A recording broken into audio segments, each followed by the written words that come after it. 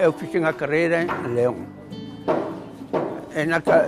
Hai 300 kilómetros de León a Ávila. Depois ali collemos de Madrid o expreso ou o correo, que era o que facíamos nós hasta ali.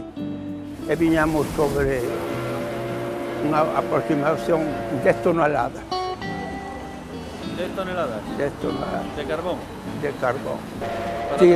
Tirar básculas, tomar de agua, limpieza de fuego, enchero de suelo de aceite en Valladolid. En Valladolid tiña que salir un peón do depósito de Valladolid a arrimarnos o carbón porque xa quedaba moi atrás.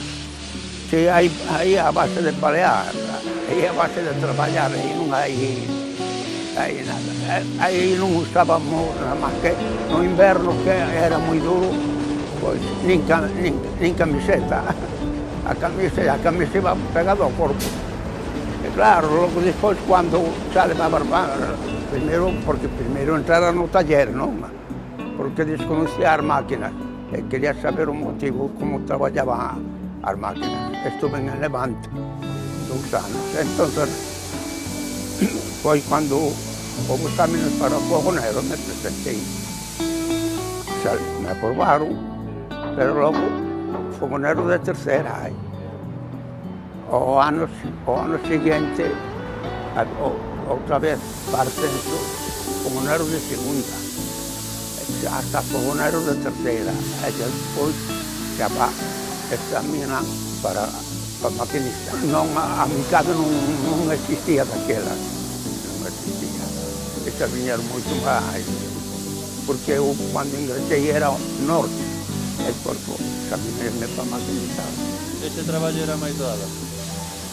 Bueno, eu era, como pasei por el, eu axudaba moito ao compañeiro. A mí me dicía que traballaba tanto máis que o portero. Pero, daquelas como non tiña salud, non había nada, non importaba nada, nin filmes, nada, porque daquelas había unhas heladas, bueno, de medo. Pero non pasaba un día na máquina con tanto traballo? En marcha, mentre nos daban a salida, que viña agua, entraba, nos mollaba. Pasaba por todos os costados.